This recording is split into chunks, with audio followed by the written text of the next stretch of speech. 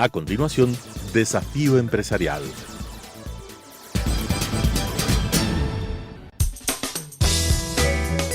Clasificación B, bajo supervisión de un adulto.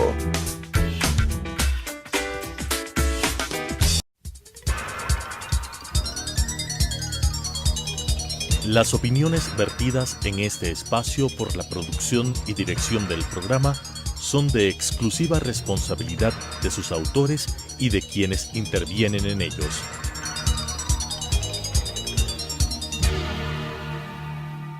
Telesucesos Canal 29 UHF presenta Desafío Empresarial, un programa para dar a conocer el mundo de la empresa y del mercado de valores, esenciales para el desarrollo del país, con la conducción de la doctora Mónica Villagómez. Desafío Empresarial. Un gusto estar nuevamente con ustedes con Desafío Empresarial, que además ha constituido un verdadero reto para llevarles temas que sean de su interés y que les despierten interés para seguir investigando y seguir escuchando este programa. Nos acompaña el ingeniero Pedro Ortiz, un verdadero personaje dentro de la industria de los fondos de inversión, que es precisamente lo que vamos a hablar en el día de hoy.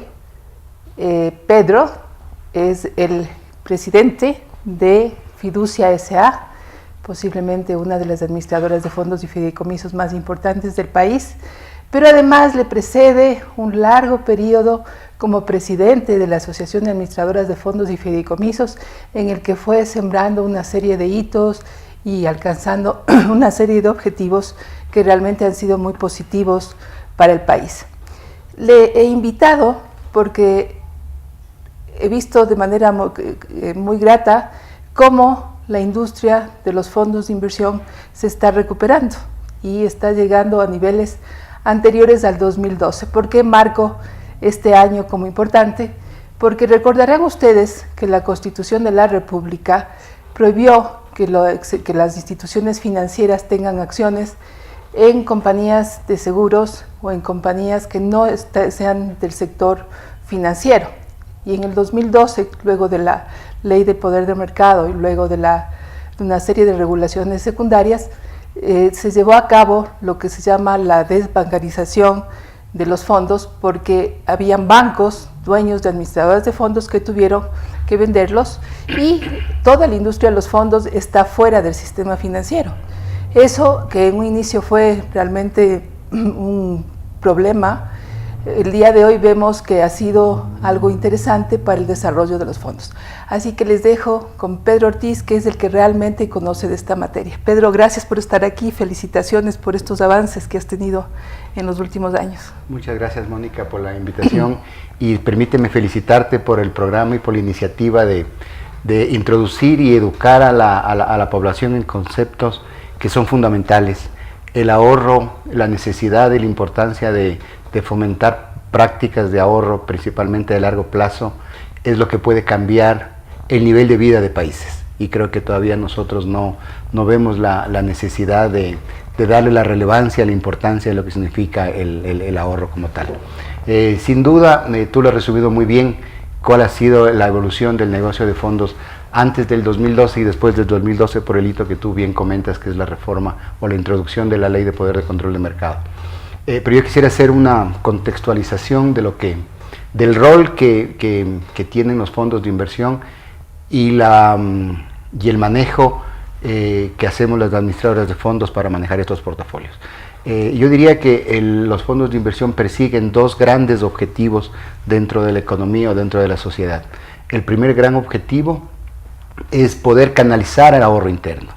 ¿Ya? El ahorro, desgraciadamente, no con el objetivo más importante que una persona debería buscar, que es construir un ahorro de largo plazo para poder atender sus necesidades de jubilación o de retiro.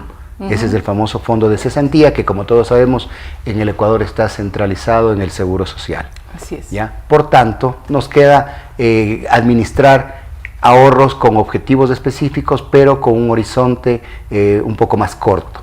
Lo importante es que la ciudadanía, que la población adquiera una cultura y una disciplina de ahorro y que ya rompamos el mito errado de que el ahorro solamente es para lo que nos sobra dentro de nuestro ingreso mensual. El ahorro tiene que ser visto como una necesidad prácticamente básica, porque eso es lo que podría llegar a atender en el futuro, una necesidad básica. Y no es conveniente lo que ha pasado en muchas personas de mayor edad, que para poder atender sus necesidades tienen que deshacerse de activos que han construido durante su vida. Entonces decía que el primer rol que hacemos las administradoras de fondos a través de los fondos administrados es canalizar el ahorro. ¿Y cómo lo canalizas para que nuestro público no solamente lo comprenda, sino también se interese y haga lo mismo? Perfecto. Con la segunda parte se va a complementar, que es permitir que empresas que por alguna razón o las instituciones financieras o los bancos tradicionalmente no les dan crédito en el plazo que necesitan, sea por el destino del crédito o porque son proyectos generalmente empresas de inicio, el mercado de valores a través de fondos de inversión absorbemos esas emisiones que hacen estas compañías, y nosotros lo que hacemos es canalizar la necesidad de recursos que tienen las compañías a los ahorristas. Esto es lo que se conoce como una desintermediación pura, en donde los márgenes de interés para los ahorristas y los costos financieros para las compañías son bien cercanos, porque no existe un costo de transformación como lo hay en las instituciones financieras, que requieren no solamente de infraestructuras muy grandes para poder operar, sino que tienen también requisitos legales como patrimonio técnico, como encajes, como seguros de crédito, etcétera, para poder transformar el ahorro en crédito. Aquí existe una desintermediación, porque prácticamente la tasa de interés que se le cobra a una compañía que emite un título en el mercado de valores prácticamente es la que se le transfiere al inversionista o al ahorrista. Cuéntame una cosa, si yo tengo $5,000 y quiero ahorrar, y me cuentan, como el día de hoy estamos contando, que existe esta figura de los fondos, ¿qué es lo que tengo que hacer? O sea, ¿qué hago con mis $5,000? ¿Dónde acudo? ¿Qué garantías voy a tener? ¿Qué me van a ofrecer? Muy bien. A ver, existen varios tipos de fondos, cada uno de los cuales tiene que cumplir un objetivo distinto. Cada fondo tiene un objetivo y tiene que ser destinado en función al requerimiento que cada persona quiera. Existen fondos de cortísimo plazo, los llamados fondos de mercado monetario, que se conocen en mercados internacionales como los Money Market Funds. Estos fondos están orientados a simplemente tener el dinero disponible siempre.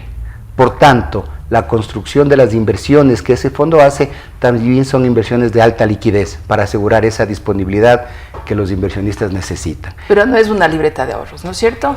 Yo diría que es una chequera remunerada por la disponibilidad del dinero, pero con un rendimiento muy superior al de una cuenta de ahorros, porque este fondo, este Money Market, invierte a su vez en títulos, valores que generan una rentabilidad importante, pero son disponibles, ¿ya? Entonces, de estos $5,000 que tú me decías, tendrían que ser canalizados en el fondo que más se aproxime a tu necesidad. Si tú quieres un ahorro temporal de corto plazo, tendrías que estar en un fondo de corto plazo. Si tienes un horizonte de inversión de largo plazo y quieres ir construyendo un ahorro con un objetivo específico, lo que se llama una acumulación o un ahorro con un propósito determinado, tendrás que estar en un fondo que tenga un objetivo de inversión mucho más largo. Consecuentemente, el rendimiento del uno es diferente al rendimiento del otro.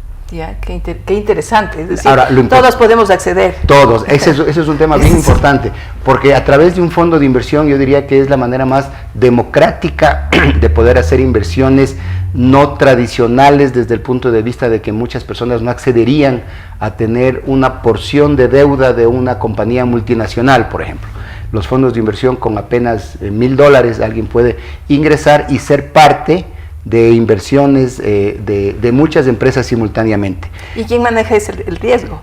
La administradora de fondos. Nosotros somos compañías altamente reguladas por la Superintendencia de Compañías, Valores y Seguros, y solamente podemos comprar títulos, valores que han sido inscritos en el catastro público de mercado de valores de la Superintendencia de Compañías y que han sido también inscritos en las bolsas de valores. Eso es importante. Pero lo que tú decías me parece supremamente importante, que es la forma de acceder con cantidades no enormes. O sea, tú con 5,000 o menos puedes acceder a un fondo, y al acceder al fondo estás invirtiendo simultáneamente en muchas compañías. El concepto universal por el que, como nacieron los fondos, fue por la necesidad de obtener instrumentos de inversión con mayor seguridad que los tradicionales. Y esta seguridad se la obtiene técnicamente por el concepto de diversificación. Qué interesante es ver cómo se encadena el mercado de valores, las diferentes instituciones del mercado y los diferentes productos, porque tú estás hablando de que los fondos invierten en valores que están inscritos en el catastro del mercado de valores y además en bolsa, o en bolsa también. Entonces, esto nos permite ver lo que hemos venido hablando en los últimos programas, que existe un mercado que es ordenado, que es regulado, que es un mercado público al que todos podemos acceder con la garantía o con la comodidad de que nuestro dinero va a estar bien resguardado y que nos van a contar los riesgos que ese dinero tiene, ¿no? Por supuesto. Yo creo que eso es importante dejar sentado. Cuéntanos este gran salto que existió en el 2012 y del 2012 acá, que creo que es realmente un triunfo para las administradoras de fondos. Sí, a ver, antes del 2012, como tú bien decías, las administradoras de fondos que tenían como negocio esencial la distribución de fondos de inversión, la administración y distribución de fondos de inversión, eran de propiedad de instituciones del sistema financiero. Sus dueños eran bancos. La ley de poder de control de mercado obligó que ellos desinviertan, como tú bien decías, en 3 negocios: compañías de seguros, casas de valores y administradoras de fondos, y por supuesto otros negocios distintos al sistema financiero, entre esos comunicación. Y esto en su momento hizo dudar mucho. De hecho, cuando estábamos en la asociación dirigiendo, hicimos muchas discusiones, tuvimos muchas discusiones y más bien análisis sobre la viabilidad de una industria de fondos de inversión sin tener el respaldo de instituciones bancarias, no como un respaldo patrimonial per se, sino como un respaldo de infraestructura para distribución, porque la distribución, como esto es un negocio masivo, se requiere de muchos canales a través de los cuales queremos llegar a muchísimos clientes. Entonces, esa viabilidad estaba en duda, por tanto, había que pensar cuál va a ser la forma de compensar la ausencia de esa gran red bancaria. Y ya te voy a contar cómo estamos ya cerca de llegar al nivel más alto que la industria de fondos llegó en el país cuando era manejado por bancos. Un poco para hablar de términos relativos, cuando el sistema financiero ecuatoriano tenía más o menos 15,000 millones de dólares en el año 2010, los fondos de inversión tenían 600 millones de dólares. Esto representaba más o menos un 3.82% de la relación fondos de inversión respecto a depósitos del sistema financiero, ¿ya? Hoy por hoy, en términos absolutos, estamos cerca de los 550 millones, es decir, estamos apenas a 50 millones del nivel más alto, prácticamente recuperados en apenas 5 años, 4 años y medio, porque la ley se entró en vigencia en el mes de julio del año 2000. 12 de julio, así es. ¿Verdad? Pero esto, ¿qué significa? Y esos 550 frente a los depósitos. Eso es bien importante, por 2 razones, ¿ya? Esos 550 que hoy representan apenas el 1.71%. Porque crecieron los depósitos. Porque los depósitos crecieron pero lo que hay que analizar es, históricamente, los fondos de inversión con los depósitos del sistema financiero han tenido una correlación directa o positiva, lo que se conoce en términos estadísticos, es decir, que se mueven paralelamente, no son opuestos. Por tanto, los fondos de inversión, si mantendríamos la proporción que en algún momento ya tuvimos, es decir, cerca del 5%, cerca del 5.5% en el año 2001, hoy por hoy los fondos deberían tener más o menos 1.700 millones de dólares, es decir, deberíamos ser el triple, ¿verdad? Claro. Entonces, ¿esto qué significa? No para para las administradoras solamente, ¿no? ¿Qué significa para el país? ¿Qué significa para el mercado de valores? ¿Qué significa para las industrias que quieren acceder a financiamiento en términos más largos tal vez que los tradicionalmente ofrecidos por el sistema financiero? Significa que tenemos una capacidad operativa mucho mayor. Atrás de los fondos de inversión están, diríamos que más de 500 emisores normalmente regulares o recurrentes, pero también hay muchos emisores que por primera vez salen al mercado porque han entendido al mercado o han visto al mercado como una alternativa de financiamiento permanente, de largo plazo. Es verdad lo que tú decías, requiere de mucho más disciplina, mucho más control, mucho más transparencia. Así es. Aquí son una especie de, las emisiones son una especie de préstamos estructurados, pero que siempre tienen una calificación de riesgo. Así es. Es decir, atrás de una emisión no solamente está la casa de valores que hace la estructura financiera propiamente, está el agente de manejo que normalmente es una administradora de fondos, sino que está también una calificadora de riesgos que hace un análisis profundo sobre la viabilidad de pago de esta emisión y en función de eso otorga una calificación que va desde la más alta, que puede ser una AAA más, hasta los niveles de inversión posibles, ¿no? Es decir, que las administradoras de fondos, con el crecimiento de los fondos de inversión, lo que está es jugando un papel muy importante como inversionista institucional. De hecho. Entonces está haciendo una suerte de match entre las emisiones que salen de las empresas que necesitan financiamiento y que, como hemos dejado sentado en ocasiones anteriores, normalmente son emisiones de deuda, es decir, bonos corporativos u obligaciones, como también se les llama, y los compradores institucionales que existen en todos los mercados son principalmente los fondos. Al recuperarse los fondos, tienen una mayor participación. Qué sí. Importante es este encuentro de la necesidad que tiene el emisor, es decir, quien está sacando papel al mercado, versus los inversionistas institucionales. De hecho, la propia ley de mercado de valores, que es la norma, digamos, que regula la actividad fiduciaria de fondos de inversión y de mercado de valores en general, define a los inversionistas institucionales, entre los que los fondos de inversión evidentemente son unos actores importantes como inversionistas institucionales. Pero más allá de la denominación que se nos da como inversionistas institucionales, es importante tener presente qué significa el rol de inversionista institucional dentro del mercado de valores.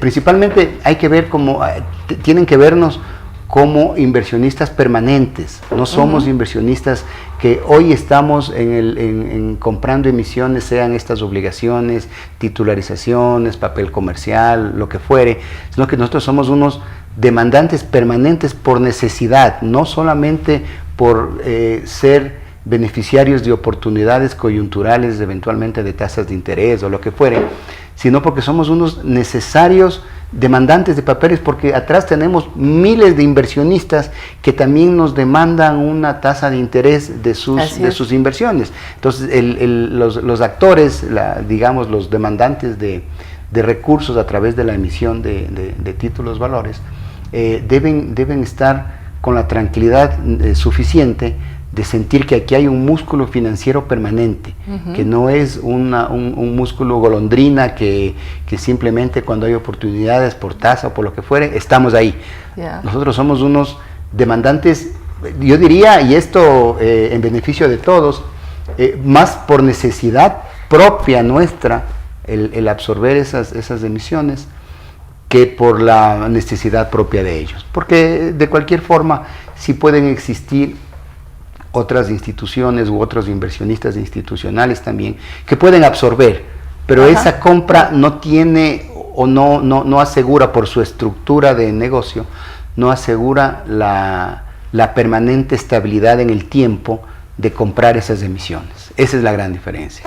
Qué interesante conocer este factor de la permanencia, es decir, las administradoras de fondos y fideicomisos no es que entran a descremar, como se llama en el mercado, no son capitales golondrinas, sino que están permanentemente invirtiendo, y eso tiene un factor que también hay que considerar, que sube el estándar de las emisiones. porque sí. Ustedes cada vez, me imagino, están Sí. exigiendo mejor calificación de riesgo, mejor estructuración de las emisiones, y eso tiene un impacto importantísimo, no solamente en el mercado en general, sino en cada uno de los inversionistas. Por supuesto, Mónica. La responsabilidad que tenemos atrás de la administración de un portafolio es enorme, porque a diferencia de un crédito tradicional, en donde por temas comerciales o temas de negocio normal, algún deudor no puede cumplir oportunamente con el pago al vencimiento de una obligación, simplemente la institución financiera lo contabiliza como vencido, sigue cobrando sus intereses de mora, acrúa y no pasa más. En un portafolio administrado donde hay inversionistas de atrás, el impago de una operación, de una emisión, simplemente nos obligan a determinar eso como una pérdida, claro, así se recupere el día de mañana. Así es. Pero ese momento nosotros tenemos que declarar ese fallo o esa pérdida y trasladarlo vía valor de la unidad. Esto de aquí es una especie de compañía donde se distribuye el patrimonio de todo el portafolio que administramos a través de unidades de participación a cada uno de los partícipes. Entonces, ese día en el que ocurriera esto, el valor de la unidad tendría una pérdida. Por esa razón, lo que nosotros procuramos es que esa eventual pérdida que podría existir sea la mínima, esto por un concepto de dispersión, por la gran cantidad de inversiones que simultáneamente realizamos, y el concepto de diversificación que está atrás de la construcción de un portafolio administrado. Dime una cosa, hay diferentes fondos, diferentes tipos de riesgos de los fondos. ¿Ustedes tienen algún fondo que invierta en valores que tienen calificaciones bajas? Y por supuesto hay inversionistas que les interesa eso, o más bien se han especializado en ser más exigentes y buscar altas calificaciones para los valores que adquiere.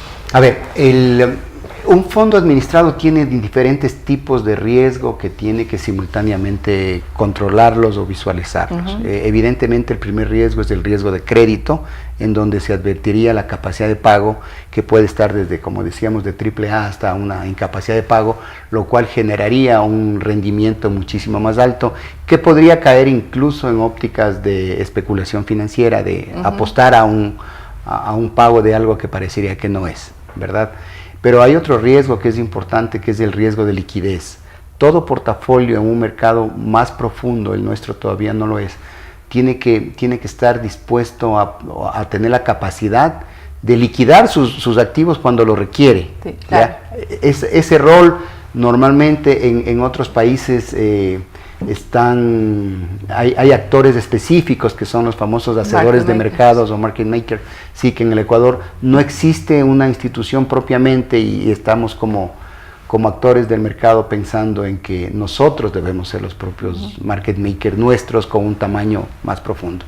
Respondiendo a tu pregunta, nosotros hemos preferido, cuando hablamos nosotros, no solamente la compañía a la que represento, sino el resto de colegas que estamos en el mercado, de iniciar este relanzamiento del negocio de fondos de inversión únicamente con instrumentos de alta calidad crediticia. ¿Ah, sí? Sí, por las dos razones que te digo. No quisiéramos, el mercado todavía no está lo suficientemente maduro, me refiero a los inversionistas principalmente, para tolerar una eventual pérdida por un default o por un impago de algún emisor. Por tanto, consideramos que es lo más prudente, lo más oportuno y lo más sano para el mercado que iniciemos con inversiones de alta calidad. No quiero decir que las otras no tengan su espacio en su momento, pero creo que no es oportuno todavía para el país, para el mercado y para los inversionistas, darles instrumentos que sean algo especulativos.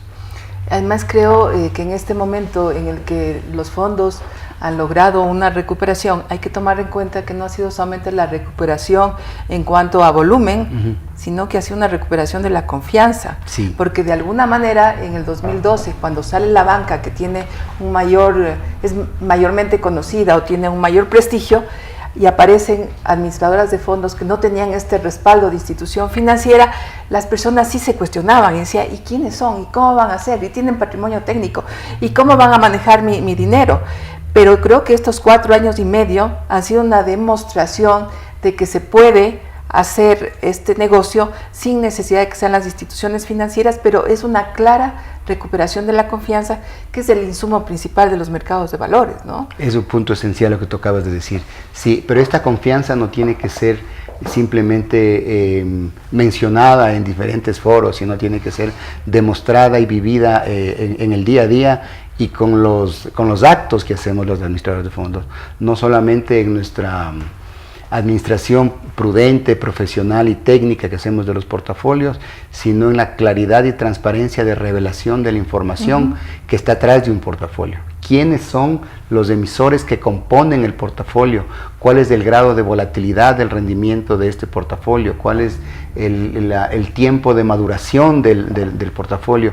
Conceptos que posiblemente no sean muy manejados de una manera cotidiana por inversionistas, pero consideramos que es nuestra obligación el empezar a introducir estos conceptos para que ellos tengan todo el derecho de saber exactamente cómo está su portafolio. Y esta confianza que tú dices que nos hemos ganado nos ha permitido ya tener niveles de inversión importantes. La compañía a la que represento ya está llegando a los primeros $200 millones en fondos administrados. Esto, para relativizar, nos ubica en un tamaño, digamos, de bancos medianos para abajo. En ese tamaño estamos, ¿no? Pero atrás de esto hay, yo diría que más de 200 emisores de mercado de valores y más de 3,000 inversionistas. En esta oportunidad hemos hablado sobre la industria de los fondos de inversión. ¿Cómo es posible que se pueda recuperar una industria que tuvo una caída importante en base a un buen manejo y a la recuperación también de la confianza? Pero creo que también es importante recalcar que en este país, este tipo de productos, este tipo de industrias tienen que desarrollarse, porque es de esa manera que las personas que tienen sus ahorros podrán tener inversiones y rendimientos importantes. Es por ello que desde este programa siempre apoyaremos la existencia de los fondos, de toda esta industria de los fondos. Hoy hemos hablado de los fondos administrados, pero en algún momento me gustaría hablar contigo de los fondos colectivos que no se ha desarrollado en este país y que lo que permitirían es precisamente la inversión en proyectos, ¿no? Aquí creo que han existido uno que no le fue muy bien al inicio, que era un inmobiliario, Fondo País de Ecuador, que sigue vigente, y no mucho más de lo que recuerdo. Nosotros estamos ya ingresando la solicitud de aprobación del reglamento de un fondo colectivo cerrado el fondo colectivo es cerrado por esencia, con objetivo de invertir en bienes raíces que generan renta, lo que se llama fibras en Latinoamérica. Qué bien. Lo que estoy viendo es que a veces esas cuestiones que parecen que son un cuello de botella se convierten en oportunidades, si es que quienes están atrás tienen la imaginación, pero más allá de la imaginación, tienen el concepto claro de lo que hacen y tienen también la honestidad para hacerlo. Mil gracias a Pedro Ortiz por haber participado en este programa. Seguiremos en otro momento hablando sobre los fondos. Gracias a ustedes por su atención. Gracias a ti, Mónica, siempre a las órdenes. Las opiniones vertidas en este espacio por la producción y dirección del programa son de exclusiva responsabilidad de sus autores y de quienes intervienen en ellos.